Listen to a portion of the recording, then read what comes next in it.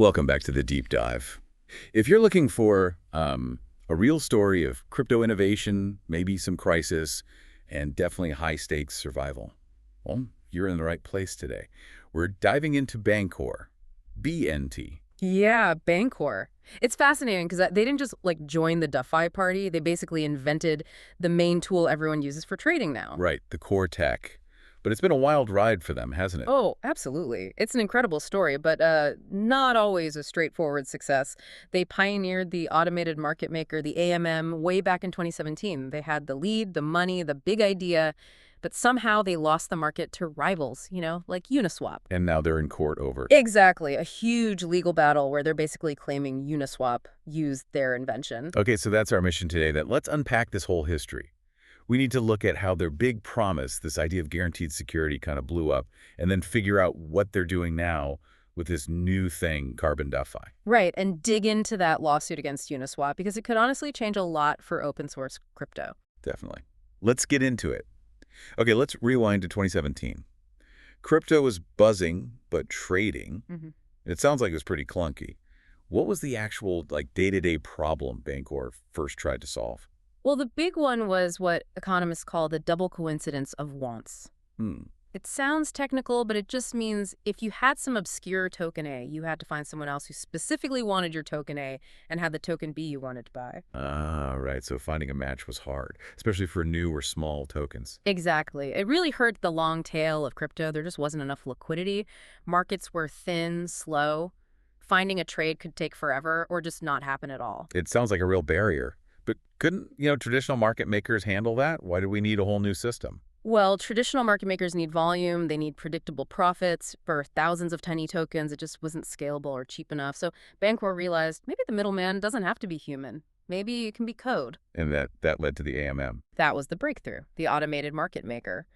Instead of an order book where people list buy and sell orders, they created basically a pool of two tokens governed by a mathematical formula. Okay, the formula. Keep it simple for me. The basic one is the bonding curve, usually written sexax YRE is KOI.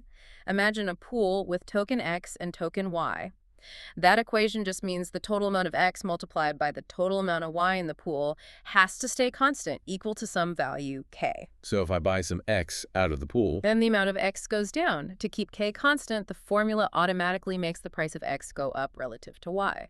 It ensures there's always a price, always some liquidity, and you can't just drain one side of the pool completely. Okay, so it's like a smart betting machine. You put one coin in, it gives you something back, and the internal price adjusts based on what's left inside. That's a great analogy. Yeah, a smart vending machine for tokens. Yeah. No human needed to set the price moment to moment.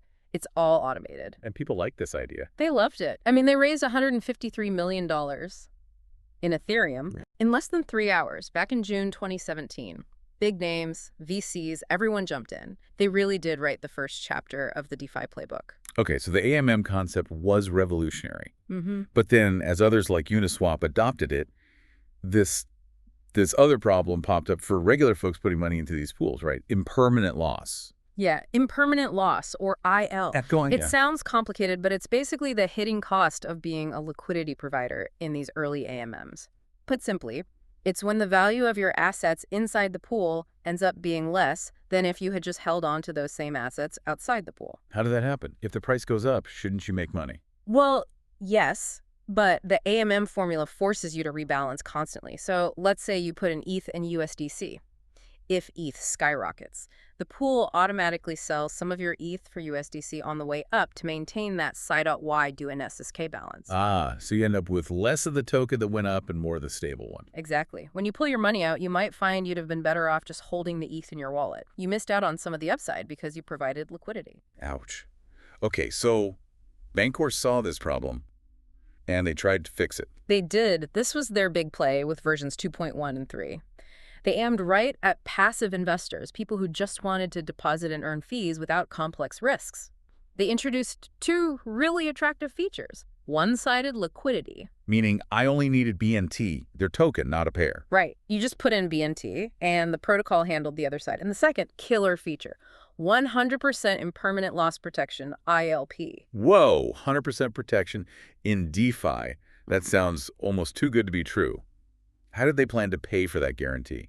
Well, the idea was, first, the trading fees collected by the pool would cover any IL. That's the ideal scenario. Okay, makes sense. Fees pay for the risk. But, and this is the crucial part, if the market moved so much that the fees weren't enough to cover the IL, the protocol had the built-in ability to mint new BNT tokens. Mint new tokens, like just print money to cover the losses. Essentially, yes, they'd create new BNT out of thin air to make the liquidity providers whole. Uh-oh. I can see where this might be going. That sounds potentially inflationary. Extremely. And that's exactly what happened. The model just couldn't handle real market stress. Mid-2022, things got volatile. And internal reports later showed the scale of the disaster. Fees were only covering about 31% of the ILP payouts. Only 31%, so The rest was covered by minting BNT, tons of it. This created massive selling pressure on the BNT token itself. So the protection mechanism was actually destroying the value of the token needed to provide the protection. Precisely. It became a death spiral. The token price tanked, trust evaporated. It was a catastrophe. How fast did it unravel? Very fast. Oh. In June 2022, they had to publicly suspend the ILP program. They cited extreme market conditions, but the underlying math was just broken. It wasn't sustainable. Wow, so that promise of a safe haven in DeFi completely collapsed. Yeah. And left a mess behind, I imagine. A huge mess. A financial deficit, angry users, and a reputation that was, frankly, in tatters. The DAO is still dealing with the fallout. Okay, so the dream of being the safe, easy option for everyone imploded spectacularly. That's often a death sentence in crypto. How did Bancor survive? What are they doing now? They had to make a really sharp turn, a complete pivot, actually. They basically said, okay, the mass market passive investor thing didn't work. Let's stop trying to offer impossible guarantees. Instead, they decided to focus on the other end of the spectrum, professionals. Sophisticated traders, market makers, people who understand risk. And their new product reflects that, this Carbon DeFi. Exactly. Carbon DeFi is their new flagship. It's built on the lessons learned, you could say. It's not about simplicity. It's about offering powerful, flexible tools for active traders. So less set it and forget it, more highly configurable. How does it differ from, say, Uniswap v3, which also lets you concentrate liquidity? It goes quite a bit further. The core concept is asymmetric concentrated liquidity. Uniswap v3 lets you set a passive price range. Carbon lets you create automated strategies that execute sequentially, entirely on-chain. Strategies. Okay, walk me through an example. How would a pro use this? Okay, imagine a trader wants to buy ETH if it dips, then sell it if it bounces back up. With Carbon, they could set up a strategy like this. Define a buy range. Say, buy 1 ETH using my USDC, but only if the price is between $3,000 and $3,100. Okay, like a limit order block. Kind of, yeah. Once that buy order is completely filled, they've got their 1 ETH, the strategy automatically flips. It takes that newly acquired ETH and activates the sell range, say, now sell that 1 ETH, but only if the price is between $3,400 and $3,500. So it automatically chains the buy and sell logic together. The user doesn't have to manually intervene after the buy. Exactly. It automates the entire trading loop, buy low in this range, sell high in that range, all on-chain, running automatically. That's actually really clever. So instead of protecting you from IL, it gives you tools to actively manage your position and profit from volatility within specific ranges. Precisely. It puts the control and the risk management firmly back in the hands of the trader, which is what pros want. What are the other benefits? You mentioned professionals. Well, first is that automation. Setting up these loops saves traders time and, crucially, gas fees compared to constantly adjusting positions manually. Second, and this is a big one for sophisticated players, MEV protection. Minor extractable value. Those pesky bots that front-run trades. Yeah, like sandwich attacks. Carbon's design, where the strategy execution is kind of atomic and irreversible once triggered within its range, makes it inherently resistant to being sandwiched. Your fills are secure within your defined parameters. That's a huge plus. Any other incentives? They also don't charge trading fees to the makers, the people who create and fund these strategies. They only charge the takers who trade against them. So it incentivizes people to provide this clever, dynamic liquidity. Carbon sounds impressive technologically, really advanced stuff. But let's be real here. After the ILP disaster, their reputation took a massive hit. And you mentioned their total value lock, the TVL, just cratered. It went from, what, $2 billion down to maybe $50, $70 million now? Yeah, somewhere in that range, $51 to $70 million, depending on the day. Meanwhile, Uniswap, the main competitor, they're sitting at around $4.5 billion. Billion with a B. That's No. a staggering difference. $4.5 billion versus maybe $60 million. It's huge. It shows the scale of the mountain they have to climb. They've consciously chosen a path of technological sophistication over mass appeal.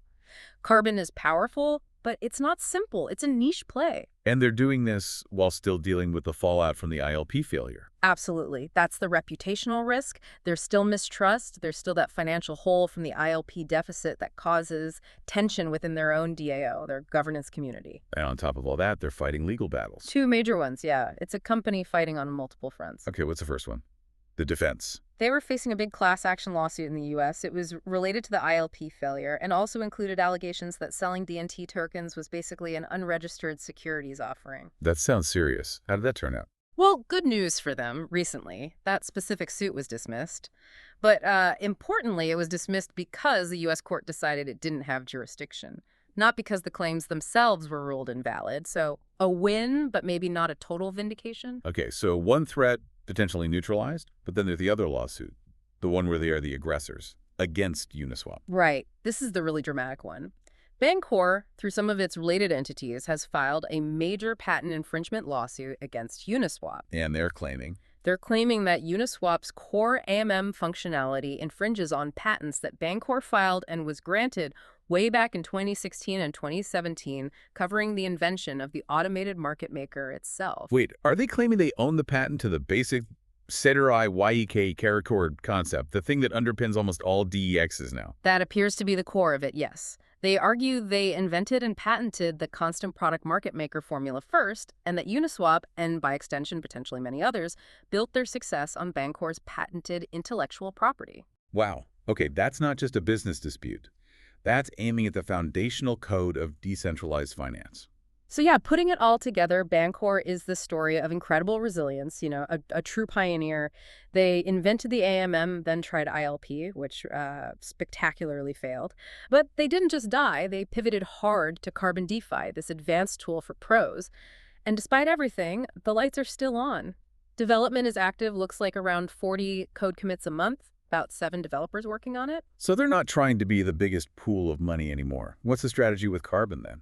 It seems less about being the central liquidity hub and more about becoming an operating system for advanced trading. They're focusing on getting Carbon licensed and deployed on lots of different chains. Base, Say, Celo, Phantom, others. Spreading the tech rather than hoarding the liquidity on one chain. Okay, interesting strategy. So if you had to boil Bancor down to one sentence for someone trying to understand their position right now. Okay, let's see. Bancor is the original inventor of the AMM, which, after a failed attempt at guaranteed security, pivoted to creating specialized automated trading tools for professionals, banking its future on winning a high-stakes patent war against the current market leader, Uniswap. That sums it up pretty well. High stakes indeed. This is a great point to quickly pause and remind our listeners of something. That's right. If you're enjoying how we break down these complex projects into simple pieces, make sure you subscribe to The Deep Dive. We cut through the noise so you don't have to. Now, before we wrap up, let's leave our listeners with that final thought on this lawsuit. It feels significant. It really is. The Bancor versus Uniswap patent case forces a fundamental question on the whole DeFi world.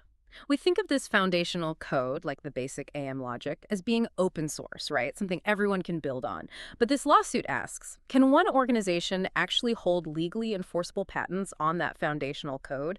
Can they own the IP? Yeah, that's a huge question. The outcome here, regardless of who wins, could seriously redefine the balance between crypto's open source ethos and the realities of intellectual property protection. It's definitely one to watch. Absolutely.